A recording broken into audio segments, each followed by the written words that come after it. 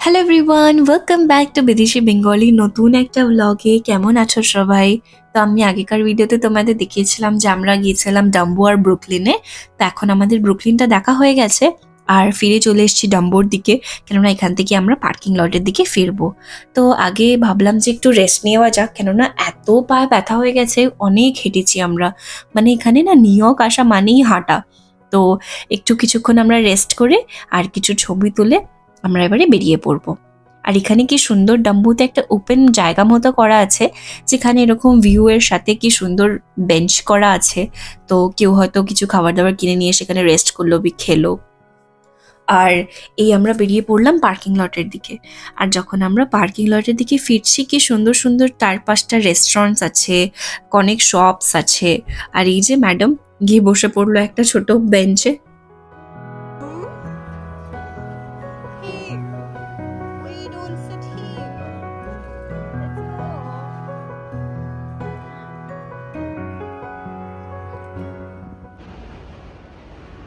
বুটিকটা কি সুন্দরভাবে ওরা সাজিয়ে গুছিয়ে রেখেছে না ফুল দিয়ে।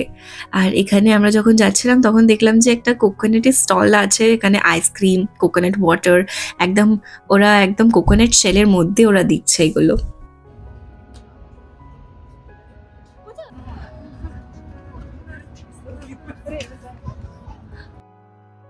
তো প্রায় আমরা চলে এসেছি পার্কিং এর দিকে। কি সুন্দর বেশ লাগছে চারপাশটা, না? তো এইটা হচ্ছে আমাদের পার্কিং। তো আমাদেরকে চাবি দেবে আর গাড়িটা দেবে, আমরা বেরিয়ে পড়বো। তো মোটামুটি বেরিয়েই পড়েছি। আর গাড়িতে বসে আমরা প্ল্যান করলাম যে একটা ইন্ডিয়ান ভালো রেস্টুরেন্টে খাওয়া যাক। তো আমাদের বাড়ির পাশে একটা রেস্টুরেন্ট আছে নিউ জার্সিতেই, নাম হলো শেফস টেবল। তো খুব একটা ফেমাস রেস্টুরেন্ট এটা। তো আমি ভাবলাম যে ওরা যেহেতু এসেছে ফ্লোরিডা থেকে, এখানকার ইন্ডিয়ান রেস্টুরেন্টে একটু ট্রাই করা যাক খাবার দাবার, এখান থেকে আমরা খাই মোস্টলি। তো পৌঁছে গেছি আমরা এখানে শেফস টেবিলেতে। আর ছোট একটা ন্যাপ নিয়ে নিয়েছিল এভা, ঘুমিয়ে পড়েছিল রাস্তায়, খুবই টায়ার্ড হয়ে গেছিল। এবারে ওরাও চলে এসছে, তো চলো তাহলে যাওয়া যাক।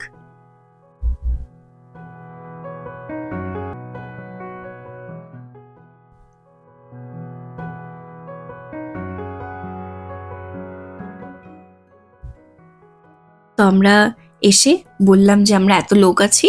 তো ওরা আমাদেরকে সিটিং দিয়েছে। আর মোটামুটি 8টা মতো বাজে, আমার মনে হয় এখনো কেউ আসেনি সেরকম খেতে। আর উইকেন্ডসগুলোতে না এখানে খুব ভিড় হয়, মানে খুবই একটা ফেমাস রেস্টুরেন্ট।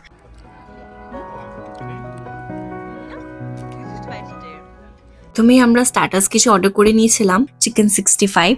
খুব ভালো ছিল চিকেন 65টা, প্রথমবার আমি ট্রাই করলাম। তারপরে এটা চিংড়ি মাছ, তন্দুরি চিংড়ি মাছ অর্ডার করেছিলাম, ওটাও খুব ভালো ছিল ফ্লেভারটা। আর একদম পুরো সিজলার ছিল, তো পুরো তন্দুর থেকে বের করে ওরা নিয়ে এসছে। তারপরে আমরা অর্ডার করেছিলাম তন্দুরি চিকেন, এটাও একদম সিজলিং প্লেটে নিয়ে এসছে, খুব ভালো জুসি ছিল। তারপরে আমরা একটা ল্যাম্ব অর্ডার করেছিলাম, ল্যাম্ব চপস। তো এটা একদম ফ্লেমেবল ল্যাম্ব, তোমাদের দেখায়, দেখো কি সুন্দরভাবে ওরা করবে।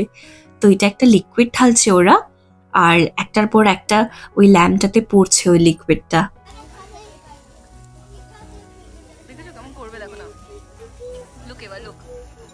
ল্যাম্বটা কিন্তু অলরেডি মানে কুকড আছে, রান্না করাই আছে। আর এরকম ওরা ফ্লেম করবে, ফ্লেম করে একদম গরম গরম ওরা সার্ভ করবে। মানে দেখো খালি, আমি তো এটা প্রথমবার দেখলাম, দেখে একদম অবাক হয়ে গেলাম যে এরকম ফ্লেমেবল ল্যাম্বও দেয় রেস্টুরেন্টসে। তো এই যে একদম সিজলিং, কি দারুণ না লাগছে। আর খেতেও খুব সুন্দর ছিল, খুব অসাধারণ ছিল। তো তারপরে আমরা মেইন কোর্সে অর্ডার করেছিলাম একটা চিলি চিকেন ফ্রাইড রাইস। আর এদের চিলি চিকেন ফ্রাইড রাইস খুব সুন্দর হয়। আর একটা বাটার চিকেন অর্ডার করেছিলাম, সাথে দিয়েছিল তন্দুরি নান। আর সবকটা খাবার এত টেস্টি ছিল। তারপরে আমরা শেষ করলাম আমাদের অর্ডার, একটা ডেজার্ট অর্ডার করে। তো আমরা ডেজার্টে নিয়েছিলাম কুলফি, সাথে ওর সাথে ফালুদাও দিয়েছিল। কি সুন্দরভাবে ওরা প্রেজেন্ট করেছে, একটা সেরামিকের ভাঁড়েতে ওরা ওই কুলফিটা রেখে তার উপরে একটা অর্কিড ফুল দিয়ে।